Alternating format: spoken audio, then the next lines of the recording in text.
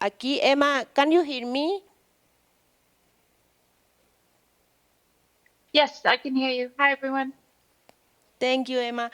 Entonces estamos aquí, Alison Vázquez, que va a hacer una presentación del contexto macroestructural en el que está hoy el tema de la deuda y cómo se incorporan también las mujeres y la cuestión feminista en ese contexto. Va a continuar Isabela Calegari con un análisis también macroestructural más centrado aterrizado en la región sobre los temas de deuda y el rol de las reglas fiscales. Va a seguir Artemisa. Este contexto, además de que no es neutro para las mujeres, se manifiesta con múltiples crisis. Una crisis ecológica, una crisis de cuidados, una crisis inflacionaria, una crisis de endeudamiento de los hogares. Y todas esas crisis tienen un aterrizaje particular en las mujeres. La inflación afecta a las mujeres porque son las principales quienes equilibran la economía del hogar y con los mismos recursos tratan de generar el mismo bienestar en un contexto inflacionario. Cuando los hogares se endeudan, generalmente son las mujeres de los hogares las que se endeudan en temas que son derechos garantizados en nuestros países, como salud, educación o cuidados. La crisis ecológica, los desastres, afectan también particularmente a las mujeres en términos de la violencia que se genera, el movimiento de personas, la migración que generan los desastres naturales. Y así podemos ver que todas estas crisis tienen un impacto.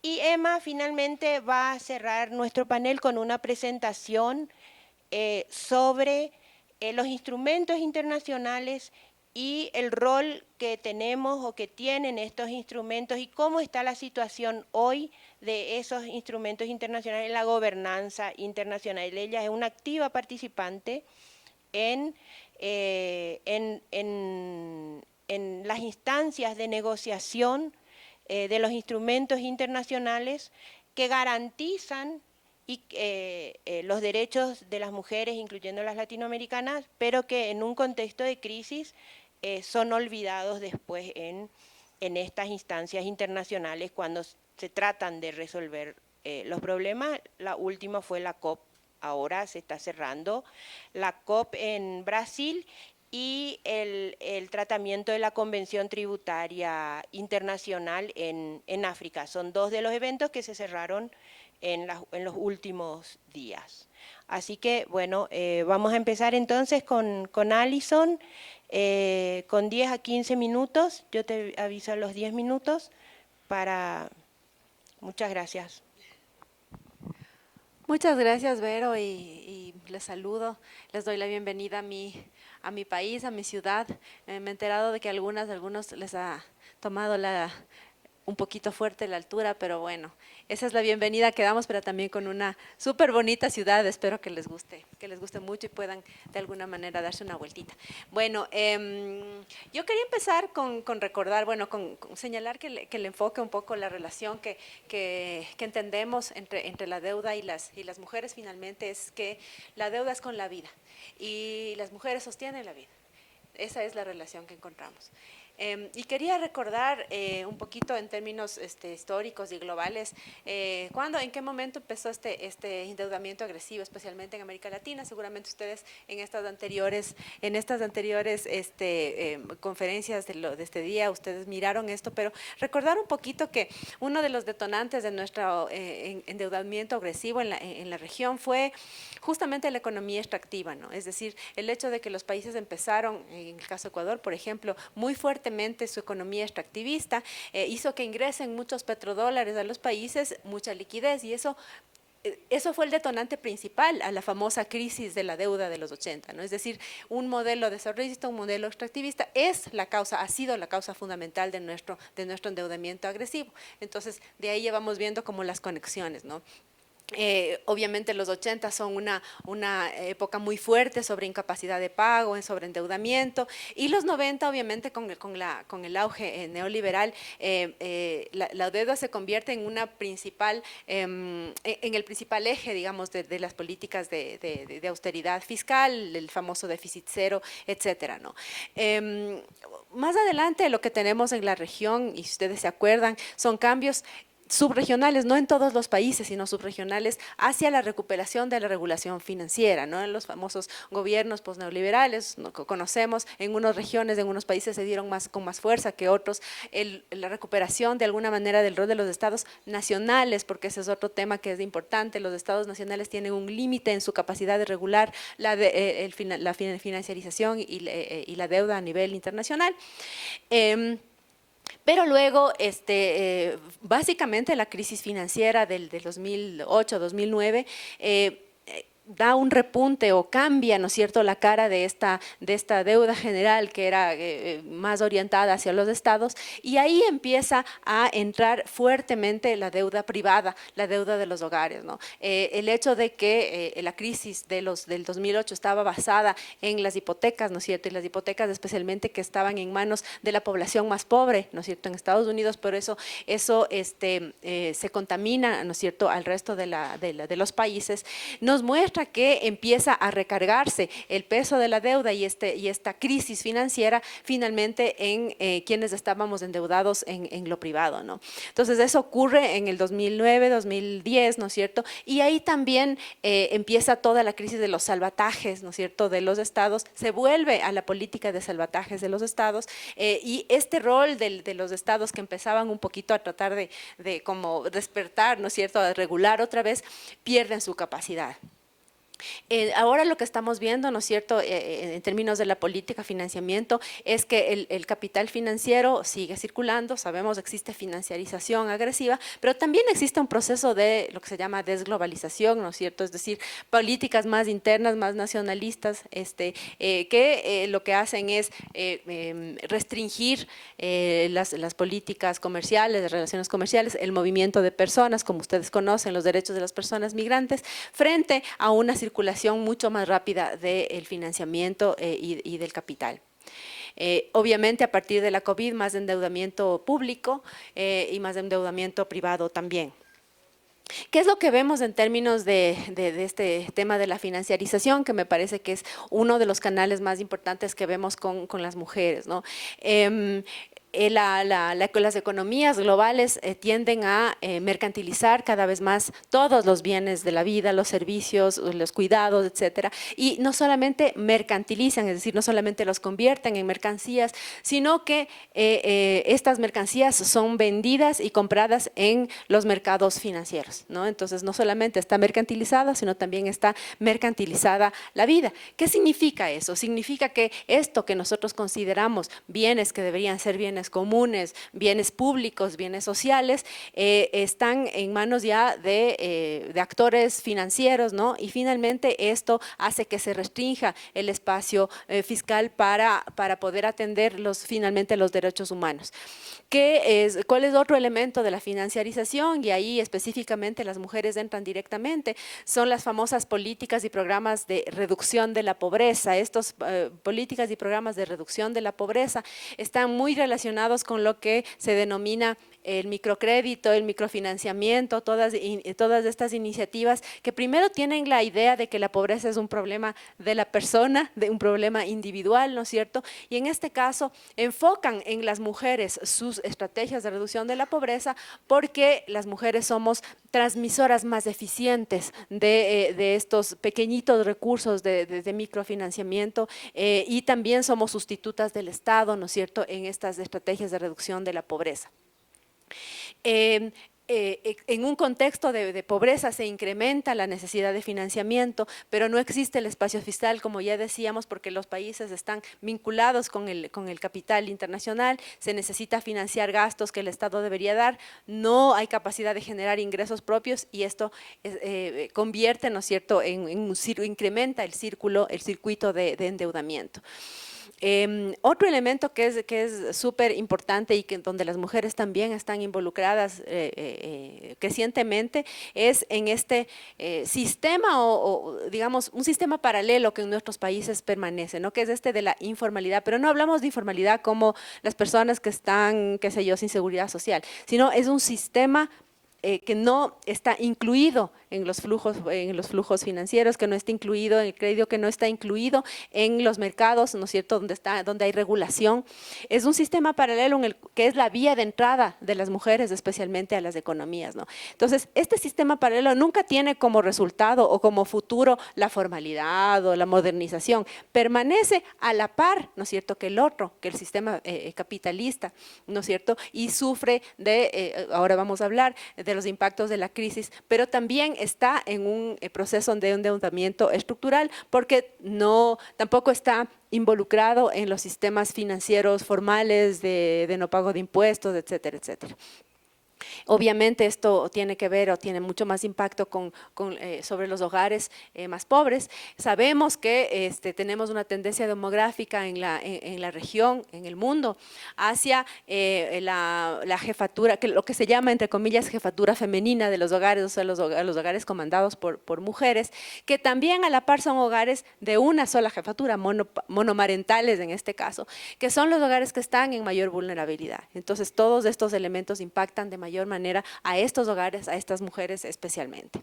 Otro elemento que es clave cuando queremos entender la relación entre la deuda y las mujeres, digamos, es el tema de la fiscalidad. Seguramente cuando veamos reglas fiscales vamos a ver más a profundidad. Pero recordar que la política fiscal tiene dos funciones, una de asignación y una de redistribución, y ha tomado la deuda como el eje fundamental de sus políticas de austeridad y asignación. La deuda funciona no solamente para captar recursos, por decirlo de alguna manera, sino como un mecanismo de asignar, como un mecanismo de priorizar. Decide qué se prioriza, qué no se prioriza, qué se paga, qué se deja de pagar. ¿Y qué terminamos financiando con la deuda? Más deuda, menos ingresos propios, menos estabilidad en los ingresos de los países. Cuando se tiene menos estabilidad en los ingresos, se tiene menos estabilidad en los gastos también, y los gastos que son estables, que son los que deberían financiar los derechos humanos y los derechos de las mujeres, también están en riesgo. Otro elemento derivado de la fiscalidad son los sistemas de seguridad social. Los sistemas de seguridad social en los países son de los sistemas más regresivos, cuando deberían ser el mecanismo de ahorro más importante que se tiene en los países, son regresivos. Y son regresivos en el sentido de que están vinculados con esta parte de la economía en la cual mayoritariamente las mujeres no están. Pero además no solo eso, sino que hay una tendencia en la región que ya viene desde algunos años y ha sido frenada por los movimientos sociales de alguna manera, y es la privatización de la seguridad social, ¿no es cierto? Es la existencia de estos seguros paralelos, de estos seguros privados, que lo que hacen es excluir a las personas, ¿no es cierto?, descartables, a las personas que no tienen capacidad de pago, que no tienen capacidad de ahorro, ¿no? En el caso de las políticas de ajuste ya habíamos conversado, relacionadas directamente con la fiscalidad. Vimos, por ejemplo, a partir de la COVID, y Vero tiene algunos estudios sobre eso, que al contrario de lo que algunos países hicieron, la respuesta de nuestros países, de Latinoamérica, de Ecuador, fue restringir más bien los gastos o la inversión social y generar deducciones de impuestos de las grandes fortunas, regímenes laborales flexibilizados, etcétera, con la finalidad de poder que el capital se pueda recuperar en detrimento del trabajo que era realmente quien estaba en crisis, que fue quien estuvo en crisis en la crisis de la COVID. Un siguiente elemento, ya mismo estoy por terminar, que también vemos desde el feminismo, y es una relación más macro, ¿no es cierto?, entre el endeudamiento y las mujeres, tiene que ver con esto que yo decía al inicio, ¿no? La deuda es con la vida, ¿no? Y ahí referirme también a algo que ya mencionaba Verónica, que tiene que ver con que las mujeres somos la población que está sosteniendo sobre la base de su trabajo la vida, a través de su trabajo no remunerado. Se dice ahora, incluyendo también a las ecofeministas, que el capital se sirve de los trabajos, ¿no? Los trabajos no remunerados de las mujeres y los trabajos de la naturaleza también. Pero ¿qué pasa con cambios demográficos? ¿Qué pasa cuando las mujeres están crecientemente haciendo otras actividades, etcétera? ¿Y qué pasa cuando hay cambios demográficos en los países del norte? Ocurre lo que se llama la crisis del cuidado, ¿no? Y la crisis del cuidado implica que no existan estas manos no remuneradas, este trabajo no remunerado suficiente, ¿no es cierto? Eso implica más explotación sobre las mujeres, pero también implica un fenómeno que digamos, en nuestros países tenemos mucha experiencia, que es el fenómeno migratorio, pero específicamente para los temas de cuidado. ¿Qué implica eso? Implica que estamos haciendo una transferencia de valor no solamente a las economías nacionales, sino también a las economías internacionales, y se genera una relación, un trasvase, ¿no? Algunas feministas lo llaman trasvase afectivo, inclusive un trasvase de recursos de las economías del sur hacia las economías del norte, que tiene que ver con los cuidados, con el trabajo de cuidados. Entonces, en ese contexto, ¿no es cierto?, si hablamos de relaciones internacionales, de relaciones bilaterales, ¿quién le debe a quién finalmente? ¿Cuál es el valor que está siendo transferido de un lado al otro? Obviamente estos valores de los que estamos hablando no son contabilizados. Entonces cuando nosotros miramos la relación de dependencia, entre comillas, entre países, vemos solo la parte comercial, la parte monetaria, pero no vemos esta parte. Igualmente, esto está relacionando con lo que se llama el intercambio ecológicamente desigual, que es lo mismo, es decir, nosotros los países que generamos la mayoría de recursos primarios, entregamos no solamente productos, sino energía y materiales que no están siendo contabilizados en la relación comercial. Y también a la vez nos endeudamos en un marco de extractivismo, que es lo que vimos al inicio, y esto genera mayor explotación y despojo de los trabajos, incluyendo los trabajos y los territorios en los que las mujeres están más relacionadas, ¿no? Las zonas rurales, las zonas amazónicas, ya conocemos esta relación. ¿Qué es lo que planteamos, ¿no es cierto?, desde la economía feminista, desde el feminismo?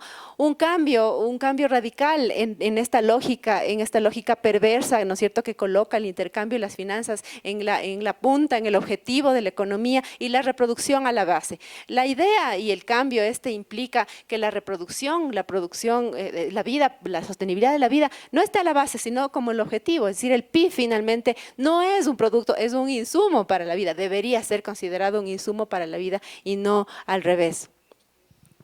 La arquitectura financiera internacional actual, en definitiva, extrae recursos, limita la soberanía, profundiza las desigualdades de género, debilita los sistemas de derechos humanos y traslada los costos sociales del ajuste a las mujeres, ¿no? Lo que nosotros planteamos desde la economía feminista, y eso también vamos a hablar seguramente en el resto de esta discusión, es entender la problemática más allá de la deuda financiera. Vemos que la deuda es con la vida, vemos que la deuda tiene relación directa con lo que nos está pasando ahora, analizar el impacto de los encadenamientos de la deuda. En el tema de los gastos, blindar los presupuestos, luchar porque existan recursos estables, mínimos, básicos, para cuidado, salud, educación, sistemas públicos, comunitarios, ¿no? Sustituir la inclusión financiera, esta rosa que le llaman no basada en el microcrédito, por espacios más asociativos, por economías más asociativas, más amplias, reconocer la deuda ecológica y la deuda de los cuidados, ¿no? Trabajar también por una arquitectura, una justicia fiscal que revierta esta transferencia de recursos perversa hacia estas prioridades que tenemos desde los 80 o antes inclusive, ¿no es cierto?, en los países, hacia la inversión para la vida, para el sostenimiento de la vida, democratizar la gobernanza global, la representación del sur global, promover una progresividad global y promover, sobre todo, seguir analizando y seguir plantándonos frente a la deuda ilegítima, la deuda odiosa. Esos son conceptos que están vigentes cada vez más, vigentes más que nunca, ¿no? Y seguir planteando alternativas, no solamente a la deuda en realidad, sino a un sistema económico que tiene la deuda, que tiene la financiarización, como eje fundamental. Gracias. Gracias, Alison. Vamos a continuar ahora con Isabela Calegari. Adelante. Tengo una presentación. Vale. Sí, bueno, Vero estaba un poco con miedo de que hiciera algo muy técnico, muy teórico, pero voy a apostar un poco en eso porque me parece fundamental que entendamos realmente la naturaleza de la deuda, de la moneda, para seguir un poco las discusiones que estábamos teniendo ayer también sobre, bueno, dívida interna, dívida externa, la deuda es buena, la deuda es mala, lo que hacemos. Entonces, quería pasar un poco este panorama. Y perdón por el portuñol varias veces. Puede pasar, por favor. Sí, gracias. Bueno, entonces quería empezar un poco con este gráfico que me parece muy ilustrativo para vermos que de facto estamos hablando de algo muy estructural y que no tiene ninguna otra tendencia sino la de subida. Aparte de que sí tenemos picos donde esto empeora, como la crisis de 2008, la COVID y todo, pero la tendencia es única y es para todo, la deuda pública, la deuda privada. Entonces, me parece algo muy estructural y cómo lo explicamos. Voy a pasar. Entonces, me parece clave que entendamos acerca de nuestro sistema y de lo que significa la deuda. Entonces, hoy ya sabemos que el cuento que nos cuenta la economía ortodoxa, de que, bueno, éramos una especie que hacía transacciones y después vino la moneda y eso es como natural, esto no es así. En realidad, los antropólogos nos dicen que la deuda antecede la moneda, la deuda siempre es lo que ha existido en diversas formas. Entonces, la deuda fue la primera forma de moneda y sigue siendo, la deuda es una forma de moneda, porque en el principio lo que más tenemos en nuestra historia humana fueron sistemas donde había una deuda de una parte a otra y esto era anotado en algún sitio y pasaba a ser transaccionado. Y después la moneda centralizada solo aparece cuando aparecen los estados y la necesidad de tributos. Y aparte de eso, el sistema que tenemos hoy, que es un sistema monetario financiarizado, es una construcción histórica reciente, pero que es propiamente capitalista. Y necesita serlo, porque exactamente el sistema capitalista demanda continuamente una creciente de moneda para sus objetivos. Y esto tiene que ser algo financiarizado. Entonces, la moneda es una creación del Estado y una creación bancaria.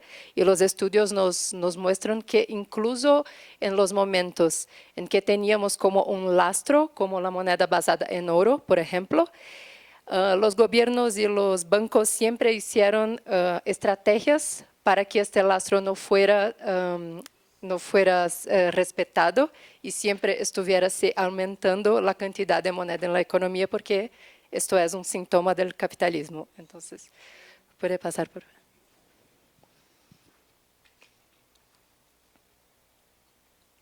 Gracias. Entonces, bueno, nuestra economía hoy, ¿cómo se funciona?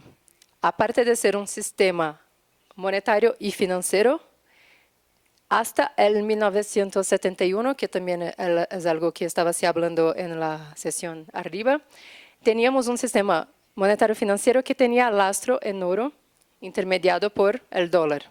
Pero esto no fue sustentable, porque cuando los países fueron a los Estados Unidos pidiendo este oro, ya no tenía la cantidad de oro que prometía, y así se acabó con ese sistema, con una canetada de los Estados Unidos, que es el fin de Bretton Woods. Y formalmente, entonces, após 1971, tenemos un sistema que no tiene lastro en ninguna mercadería física, en ninguna mercancía. O sea, el único lastro que tenemos hoy es el lastro del propio Estado, que es basado en la fuerza, porque la moneda es acepta, porque necesitamos la moneda para pagar los tributos. Entonces, esta es la primera función primordial de los tributos, no es arrecadar, es dar este valor institucional y esta seguridad para la moneda. Y la consecuencia es que un país que no tiene una autoridad monetaria que emite su moneda propia, que es el caso de nuestro bonito país aquí de Ecuador, que es muy lindo, pero sí está en una posición muy rebajada, no tiene soberanía monetaria, y esto es un problema gigante, justamente porque este país, en este sistema que demanda una creciente de moneda, no tiene ninguna capacidad para aumentar su base monetaria y ni decidir acerca de la cantidad de moneda circulante. Entonces, eso es un gran problema. Puede pasar por... Entonces, ahí llegamos en el punto clave, en mi opinión. La deuda tiene una dialéctica, tiene una dupla naturaleza. Es tanto un producto del capitalismo, que es creciente, pero también es un instrumento de soberanía, porque si es un síntoma, cuando lo atacamos, el síntoma, como por ejemplo intentando limitar la deuda, estamos generando un problema para la población. Entonces, la deuda en el capitalismo tiende a crecer continuamente por dos razones estructurales. El acúmulo y el ahorro privado de los grandes capitalistas retiran continuamente dinero de la circulación hacia la esfera financiera. Entonces, constantemente se genera crisis de superproducción o de demanda no cumplida. Y con eso, hay entonces esa insuficiencia permanente de la demanda privada y crisis recurrentes. Frente a eso, el gobierno necesita siempre gastar más, que es déficit fiscal, y el déficit fiscal nada más es do que más dinero circulando. El déficit del público, el déficit fiscal, es superávit privado, superávit en la economía. Entonces, cuando el gobierno gasta más do que recada, la economía tiene más do que paga. Este déficit, por su vez, tiene como contrapartida la emisión de títulos, lo que es un problema. Ahí sí, porque los títulos tienen intereses y esto genera un círculo vicioso. Pero este es el principal problema aquí. Y entonces, el otro gran problema es que la mayor parte de la moneda creada es creada de forma privada y sobre total interés de los bancos y sobre su control absoluto. No es un proceso democrático. Cuando los bancos crean la moneda privada, lo que es algo que no se habla, nadie habla de eso, crean con sus condiciones, direccionan a quien quieren, y esto aumenta la liquidez que después va a hacer con que el Banco Central tenga que emitir títulos para frenar esta liquidez. Entonces, la moneda creada por los bancos impulsiona los títulos de deuda y no tenemos control sobre eso. Nuevamente, países sin soberanía monetaria o con deuda externa están en una situación aún peor, porque pasaron entonces por todo este proceso colonial no resuelto, entonces una dependencia tecnológica, energética, alimentaria y monetaria, y así tienen que continuamente impulsionar exportaciones de materias primas a bajo valor agregado para suplir una reserva internacional y mantener esta necesidad constante de moneda. Es nuevamente un ciclo vicioso. Puede pasar, por favor. Y aquí finalmente aterrizamos en las reglas fiscales. Entonces, lo que pasa es, los ricos y las grandes empresas consiguen crédito a un costo muy bajo, que es el banco que lo decide, invisten en los títulos públicos que son emitidos para frenar esta liquidez generada, o entonces en investimentos financieros fuera de la esfera productiva, porque eso es lo más bien acabado de la acumulación capitalista, que no pase por una mercancía y investimento productivo. Y así se benefician sin riesgo, con un costo muy bajo, y aún más nos piden isenciones tributarias, bailouts, rescates después cuando se pasa algo, como una COVID, y pasamos también por esa tributación regresiva que no maneja bien la liquidez, porque la liquidez sigue en la esfera financiera.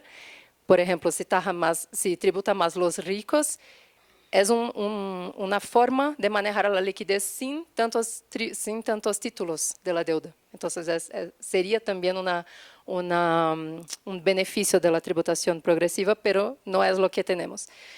Las reglas fiscales propositadamente ignoran toda esta dinámica y criminalizan solamente el gasto primario, que es el gasto social, que va al público, y dejan libre el gasto financiero. Esto es lo que hacen las reglas fiscales.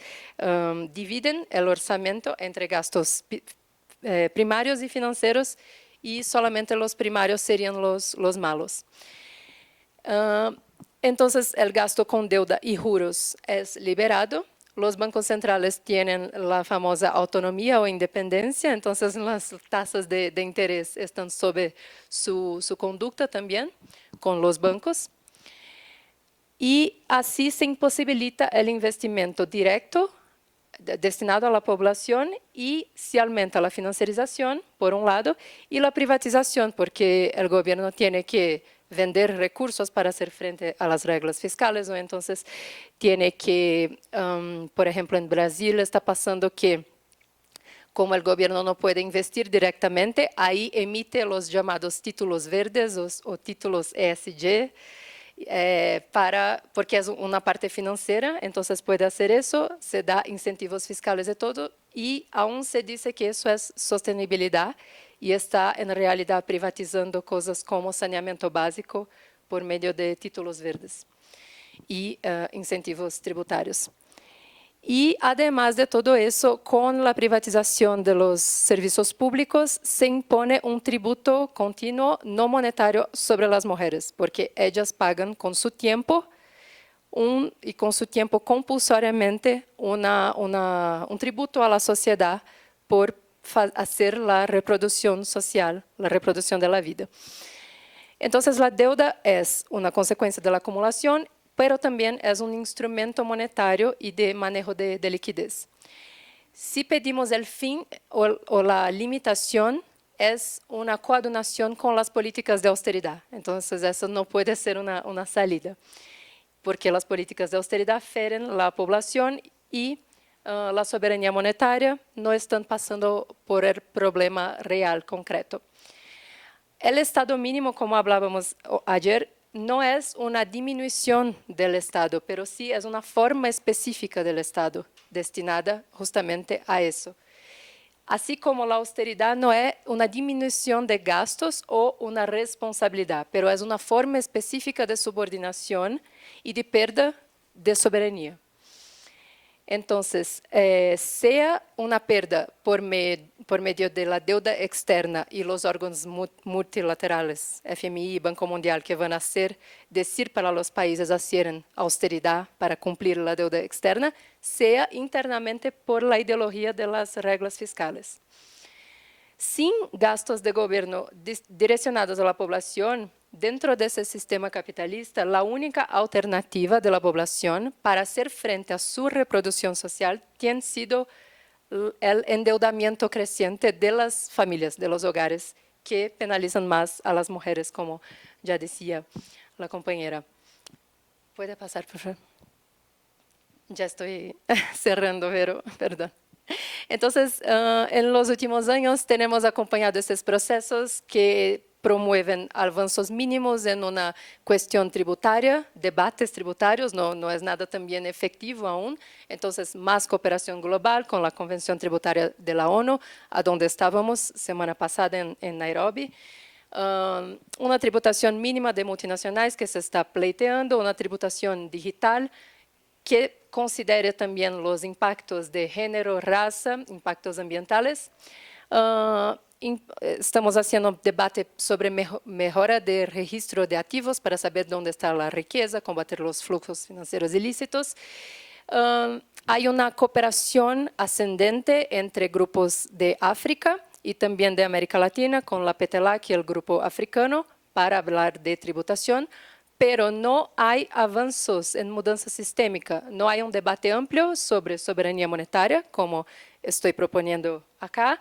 no hay un debate sobre cancelamiento de deudas, pago de deudas climáticas, reparación y ni transferencia tecnológica y fin de los derechos de propiedad intelectual. Estamos en retroceso de compromisos ambientales con intensificación de extracción de nuestros minerales críticos y estamos manteniendo esa estructura colonial que anualmente repasa 2 trillones de dólares de los países del sur, de los países pobres, hacia los países ricos. Entonces es también al revés de lo que nos dicen, que ellos nos dan dinero, porque continuamente nosotros transferimos 2 trillones de dólares, sea en flujos financieros ilícitos, pero también transacciones comerciales y pagos de deuda, porque mantenemos la estructura de la División Internacional del Trabajo. Entonces, la solución no es como más exportaciones, por ejemplo, porque esto fue lo que nos llevó a la crisis en los años 80, por ejemplo. ¿Puede pasar?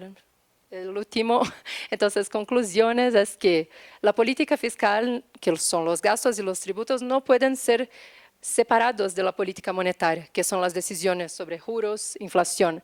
Los gastos primarios no se separan de los gastos financieros. La deuda interna es un instrumento de política económica y no puede ser comparada con la deuda externa.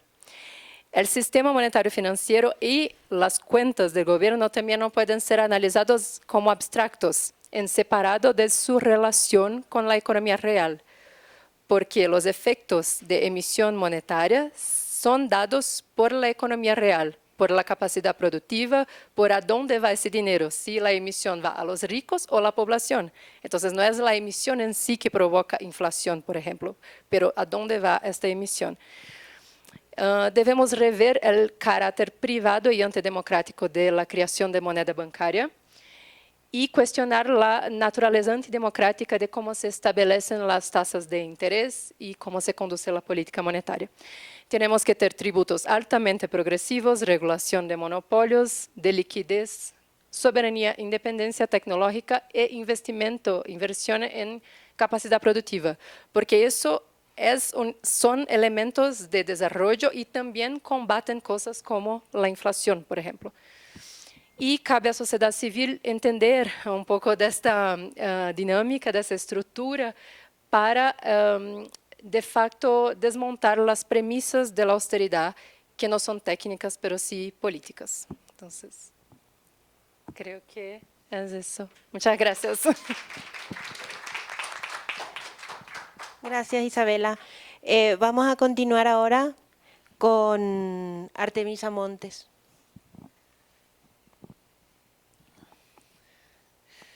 Bueno, muchas gracias a Latindad por la invitación y a Verónica por organizar este panel que siempre se asegura de que la economía feminista esté presente en todos los debates y todos los espacios. Entonces, gracias, Vero. Estamos esperando que carguen un poco la presentación. Listo. Bueno, pues en efecto, yo soy Artemisa Montes, soy del Observatorio Mexicano de la Crisis y bueno, vamos a platicar un poco del desdoblamiento de las crisis en esta ocasión. Ajá. Bueno, quería empezar con esta frase de Nathan Morris que dice: cada vez que pides prestado dinero, estás robando dinero a tu futuro. Ahora sí, sigue. Bueno, entonces, como habíamos visto, o ya sabemos, la economía global se presenta como un tema técnico, como algo neutral, pero desde el análisis feminista nosotros reconocemos que no es un tema neutral, sino que sus reglas están reflejando, como hemos visto, las relaciones de poder que estructuran las desigualdades. La deuda, la austeridad, las reglas comerciales y la gobernanza tecnológica nos afectan de manera distinta a las mujeres y a las diversidades porque están insertas en los sistemas laborales, en los sistemas de cuidados y en la protección social que ya de por sí son desiguales. Y reconocer esta realidad, tener esta conversación, no es un proceso simbólico, un gesto político, ¿cómo se dice ahora? Estar woke. No, es un paso imprescindible si queremos transformar la forma en que estos mecanismos condicionan el desarrollo de los países y las economías a nivel mundial. Bueno, ¿qué es lo que hemos aprendido de los episodios recientes de crisis y cuál es la diferencia que introduce la financiarización de la economía? Es básicamente que una crisis se puede convertir en otra, se puede desdoblar. ¿Qué procesos teníamos antes? Teníamos una crisis de la deuda, terminaba la crisis de la deuda, se resolvía como se podía y podíamos recuperar en cierta medida la actividad económica. Lo que hemos visto a partir de los procesos de financiarización es que las crisis no solo se profundizan, su capacidad de destrucción económica es más, pero además tienen esta capacidad de desdoblarse, de convertirse en otra crisis. Entonces, si me permiten, los voy a llevar por este fantástico laberinto de cómo una crisis se convierte en otra crisis. Bueno, podemos empezar por decir que financieramente o económicamente podemos ubicar 6 tipos de crisis fundamentales. Una crisis de deuda, una crisis bancaria, una crisis de balanza de pagos, una crisis financiera o una crisis de crecimiento. Desafortunadamente nosotros en América Latina estamos familiarizados con todos estos tipos de crisis. Bueno, entonces el camino que seguimos puede ser poco significativo, es decir, por dónde empezamos este laberinto. Lo importante es que podamos comprender las dinámicas de este desdoblamiento de la crisis. Entonces, si quieren, podemos empezar aquí abajo. Vamos a suponer que tenemos una crisis de balanza de pagos. Las crisis de balanza de pagos son muy comunes en nuestras economías. ¿Por qué? Porque contamos o tenemos en nuestra estructura altos componentes de importación para la producción. ¿Qué quiere decir eso? Por ejemplo, en México llegamos a tener hasta el 80% de componente de importación en un producto. Es decir, para producir una cosa tenemos que importar el 80% de los insumos, maquinaria, equipo y materia prima. Entonces, ¿qué es lo que sucede? En cuanto empezamos a tener crecimiento económico del PIB, de nuestro producto, empezamos a tener desequilibrio de balanza de pagos. Esto es evidente. Entonces, esta es una crisis en la que estamos en alto riesgo de sufrir. ¿A qué nos puede llevar una crisis de balanza de pagos? A una pérdida en las reservas. ¿Por qué? Porque estamos gastando más de nuestras divisas para poder comprar esos insumos productivos. Bueno, entonces, como ya tenemos esta crisis, entonces tenemos una presión sobre el crédito y empiezan a crecer las bancarrotas. ¿Eso a qué nos puede llevar? Nos puede llevar a una crisis financiera. ¿Qué es una crisis financiera? Es cuando se da una pérdida en la confianza de los inversionistas, o como nosotros la conocemos mejor, fuga de capitales. Entonces, esta fuga de capitales, si se va por arriba, quiere decir que los inversionistas extranjeros, la inversión extranjera directa que nosotros valoramos tanto como evidencia de nuestra salud económica, entonces pueden empezar a tener dudas sobre la capacidad de la economía y entonces nos puede llevar a una crisis de tipo de cambio. ¿Por qué? Porque cuando sale las monedas, el dólar, por ejemplo, entonces afecta a nuestras monedas nacionales. Bueno, sigamos este camino. Si caemos en una crisis de tipo de cambio, que es una abrupta depreciación de nuestra moneda, ahora que estamos en el mercado de libre intercambio, entonces eso nos puede llevar a que gran parte de nuestros pasivos de las empresas, pero también de la deuda de los gobiernos, están en dólares, principalmente o en moneda extranjera. Y esta depreciación de los tipos de cambio puede hacer que solo por esa depreciación la deuda crezca. ¿Por qué? Porque sabemos que si está en otra moneda, necesitamos más de nuestros pesos o de nuestros soles para adquirir esa moneda. Y entonces llegamos a una crisis de deuda. ¿Por qué? Porque se hace más difícil pagar necesitamos más dinero. Entonces ya no podemos cubrir esos pasivos y estamos en una crisis de deuda. ¿A dónde nos va a llevar esa crisis de deuda? Bueno, pues como crece en nuestros registros, nuestra deuda hace muy difícil que podamos pedir prestado nuevamente. Entonces entramos en los procesos de condicionalidad. Y también si tenemos deuda de corto plazo, como pasó en los 70s y en los 80s, entonces tenemos que extraer la poca liquidez, el poco dinero que tenemos en nuestra economía para cubrir esos pasivos de corto plazo. ¿Eso a dónde nos lleva? Entonces acabamos en una crisis de crecimiento. Bueno, también podemos llegar a esa crisis de crecimiento por otro camino, que son las crisis bancarias. Esta nos suena familiar por la crisis del 2008, es la que conocemos más cercana. Entonces es cuando los bancos no pueden cumplir sus compromisos y entonces al declararse incapaces de cumplir esos compromisos, afectan el tema de la deuda. ¿Por qué? Porque existe la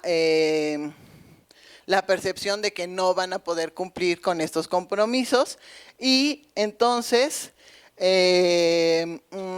sus clientes se ven afectados. Tenemos los casos del corralito, etcétera, y eso también nos lleva, porque se extrae la liquidez de la economía otra vez, a una crisis de crecimiento. Bueno, también una crisis bancaria nos puede llevar, si crece la liquidez asociada con como nos decían, los bailouts, los rescates bancarios, que por ejemplo en México han tenido dos formas. En la crisis del 97 fue a partir de créditos externos, en la crisis de los 80 fue la nacionalización de la banca y en el 2008 pues fue el tema en Estados Unidos del rescate bancario. Entonces ese dinero tiene que salir de algún lado, sale de la economía y si el resto de los agentes económicos no tienen la capacidad, entonces eso va a extraer el poco dinero que hay en la economía. Si hay poco dinero circulante, entonces caemos en una crisis de tipo de cambio y en este caso esa crisis nos va a llevar a una crisis financiera que va a afectar a todo el sector. Esa crisis financiera tiene una flechita que lleva también directamente a una crisis bancaria. Entonces, una crisis bancaria puede llevar a una crisis financiera o una crisis financiera nos puede llevar a una crisis bancaria. Entonces, este es el riesgo en el que nos encontramos en un escenario donde la estructura económica se soporta sobre el sistema financiero. Una crisis se puede ir desenvolviendo. Pero aquí si se fijaron, también vemos que este proceso muchas veces está potenciado por las políticas públicas, por las intervenciones que se realizan para resolver la crisis. Entonces, por ejemplo, el tema de los rescates bancarios puede ser un detonante de las crisis. Entender este esquema entonces nos lleva a comprender por qué es importante contener la contención de las crisis, la prevención de las crisis y frenar los impactos negativos que tienen las crisis. ¿Sí? Bueno, entonces, si nos enfocamos en el tema de la deuda, podemos ver que una crisis de deuda entonces se puede convertir en una crisis de tasa de crecimiento, como vimos, si los deudores no pueden pagar a tiempo los intereses y el principal. La carga de la deuda hace prácticamente imposible que soliciten nuevos préstamos o los somete a las presiones de la condicionalidad. Además, las dificultades, como dijimos, para renovar la deuda a corto plazo, hace que se tenga que pagar esa deuda y se extraiga la liquidez de la economía, y eso puede disminuir la inversión en actividades económicas productivas. Además, si los bancos no pueden cumplir con sus obligaciones contractuales, el aumento de liquidez que representa un rescate bancario tiene un efecto negativo en el tipo de cambio. Entonces, esto es específicamente para el caso de la deuda. Bueno, entonces, las restricciones fiscales que se derivan de la deuda y de una crisis de deuda limitan la inversión pública en ciencia, en salud, en investigación agrícola y en desarrollo tecnológico. Por eso, ahora que estuvimos participando en el tema de financiamiento para el desarrollo, desde el punto de vista de la economía feminista, pusimos mucho énfasis en los temas de ciencia, tecnología y comercio, porque esa es la salida de esta trampa para las mujeres. Es muy importante la economía de los cuidados, pero también nos deja donde estamos, y es de donde queremos salir, de la economía de los cuidados. Queremos movernos hacia otros espacios también. Bueno, entonces, esta falta de inversión impide que los países desarrollen capacidades autónomas en los sectores estratégicos y nos está exponiendo ahora con los avances tan acelerados que estamos viendo tecnológicos a una dependencia digital, como la concentración de los datos y la captura de mercados por las plataformas globales. Entonces, por ejemplo, la inteligencia artificial se entrena, y se entrena por los humanos. Yo digo que eso es un poco una estafa, pero bueno. Entonces hay cientos de humanos en tipo call centers que están viendo imágenes, todo tipo de imágenes, todo el día, violencia, violencia sexual, imágenes, perritos, gatitos, todo eso, para ir identificándolas y entrenar a las máquinas. ¿Qué porcentaje piensan que está en esos call centers que son mujeres? ¿Por qué? Porque resulta que así como en la época de las maquilas, las mujeres éramos muy buenas porque somos buenas para los detalles y este tipo de percepción, también somos buenas para los detalles. Entonces ahora, si no nos movemos de estos escenarios, vamos a estar cautivas en tipos de centros como estos. Nosotros poniendo nuestra atención, nuestra inteligencia para entrenar a estas máquinas. Por eso es tan importante la dimensión tecnológica en esta conversación. Entonces, además esto significa para nosotros menor acceso a las tecnologías transformadoras, menos oportunidades laborales en sectores de futuro y mayor vulnerabilidad frente a estas desigualdades digitales. La que sigue. La que sigue. Un minuto. Rápido, rápido, la que sigue, rápido. Ay, ahora se cayó. Ay, se cayó la máquina. A ver, es que estaba duplicada, creo. La que sigue. Bueno, otra de las propuestas entonces que tenemos, en este caso para nosotros, son los fondos regionales para la innovación y los cuidados. Esta es una propuesta para la nueva arquitectura de la creación de estos fondos que sirvan para financiar ciencia, tecnología, transición energética y sistemas de cuidados y nos permitan romper con la lógica de este endeudamiento individual y crear condiciones para un desarrollo autónomo. Y eso lo vimos en algunas experiencias que se dieron a nivel regional, sobre todo en países de África, en la pandemia, donde vimos que la cooperación regional funcionó muy bien. Bueno, y ya creo que como están ahí luchando con la presentación, no está la presentación, pero déjenme nada más. Bueno, ¿esto por qué? Bueno, entonces, ¿cómo podemos construir esto? Bueno, pues es que él está con la cámara. La transformación entonces requiere lo que estamos haciendo hoy, teniendo estas conversaciones, participando en los foros internacionales y la construcción de un poder político que nos permita articular estas narrativas de manera accesible, porque nosotros conocemos los conceptos, pero cómo los compartimos y cómo establecemos un diálogo distinto, cómo hacemos que ya no tengamos que hacer un panel que diga economía feminista, sino que la economía feminista se convierta en el mainstream. Y pues aquí lo dejaría yo. Gracias. Gracias, Artemisa. Ahora vamos con Emma Burgiser, ella es de Christian Ed. Can you hear me, Emma?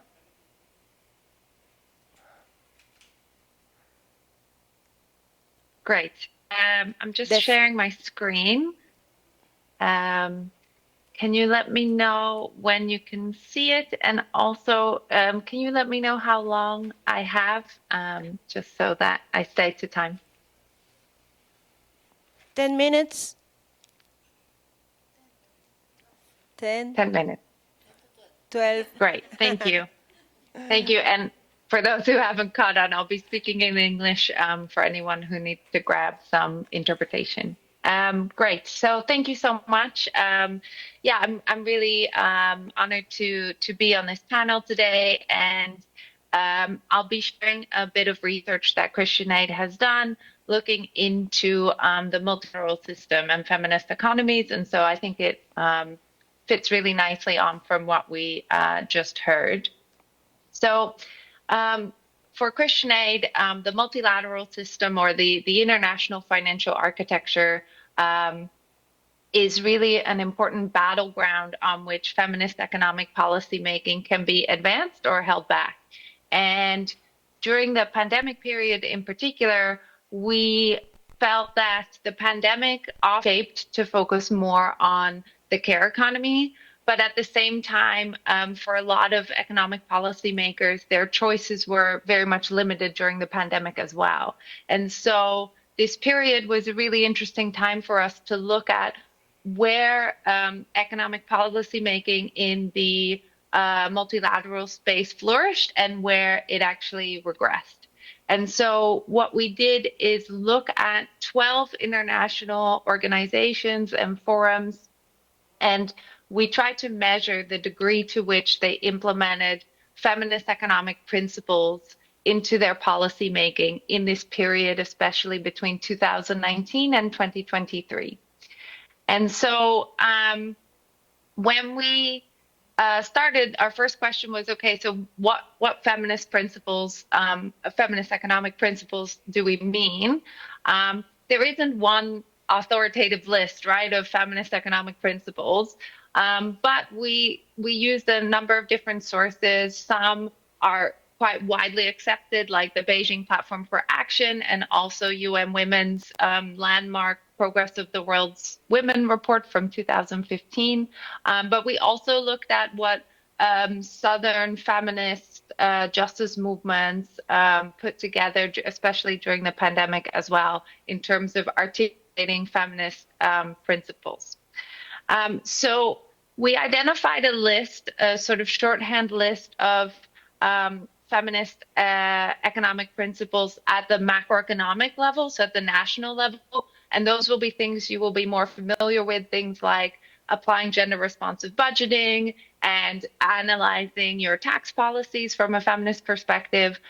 So we included that in the list because these international institutions, most of them, you know, part of their job is to provide that macroeconomic policy advice to countries. And so we did look at the degree to which that national level macroeconomic policy advice applied those feminist principles. But then we also looked at a number of the specific functions that these international financial institutions in particular have that are unique to them. So for example, international finance institutions have to make decisions about when a country's debt is sustainable, right? Because the IMF and the World Bank run the debt sustainability framework. So how do we apply that in a feminist way? Yeah. Or they have to face questions about whether to provide a loan to a country, how to provide that loan to a country, whether to provide debt relief, for instance. And so we were also looking at what feminist literature said about how to make that kind of economic policy decision from a feminist perspective. And so on the screen, I just picked a few examples. We have a long list that we applied to these institutions, but for example, from Beijing, already from 1995, right? We have this feminist principle standard of reviewing the impact of structural adjustment programs on social development by means of gender-sensitive social impact assessments and other relevant methods.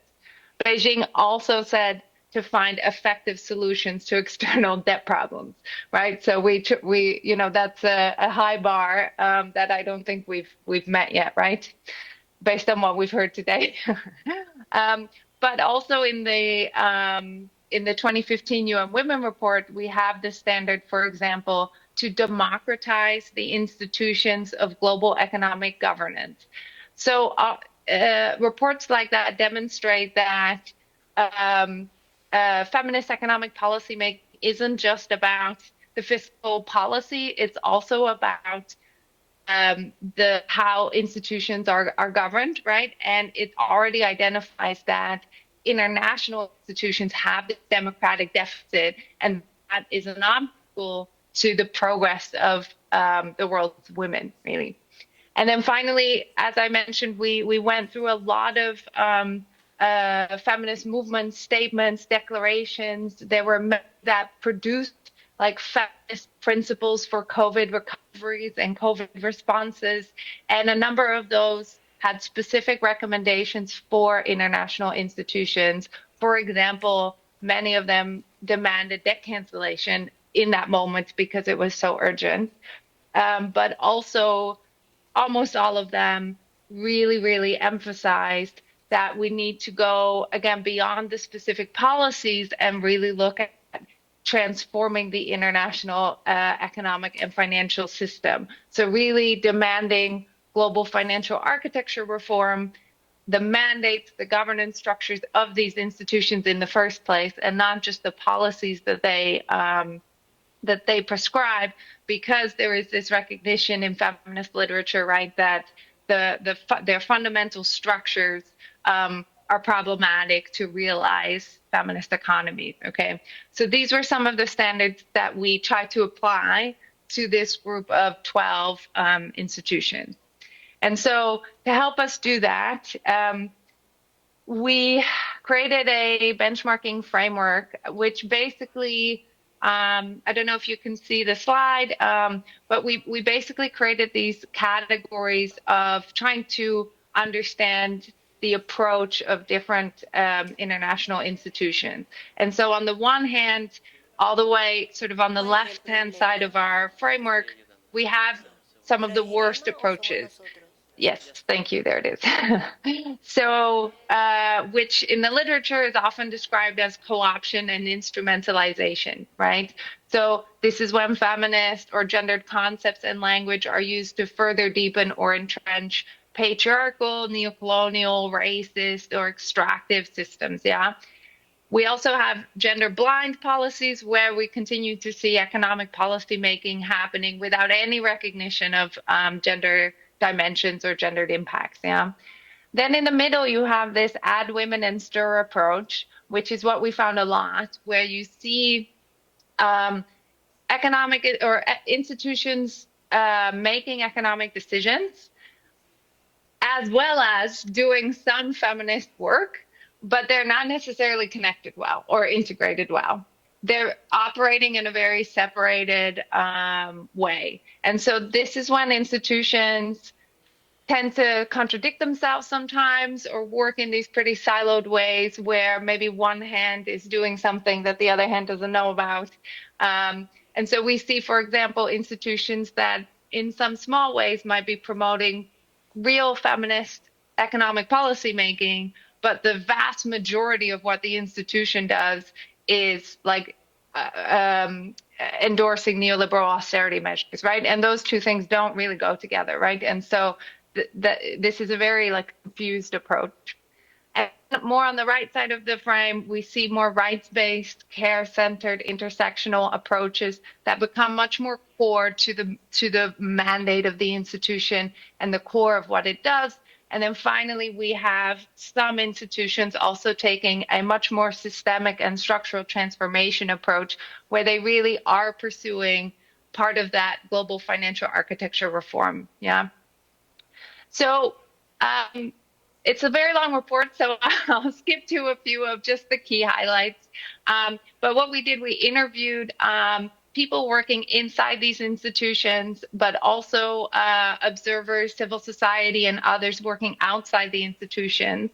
And we were able to identify their work in this benchmarking framework, right? And so some of what we found, for example, is that during this particular period, we saw a lot of co-option and instrumentalization, a lot of add women and stir approaches as well.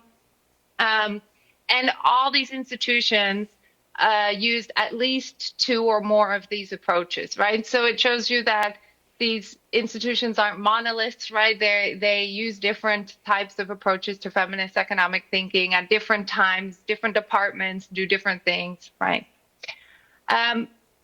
So happy to go into some of these findings in the discussion, but and I'm happy to say, by the way, that ECLAC came out for us as one of the strongest institutions by far. So happy to go into that for those interested. But for just the one finding that I'll highlight for now is that by far, the biggest determinants of institutional approaches to applying feminist economic principles are the fundamental structures of these institutions. So their mandate, their financial firepower, and their governance structures, okay?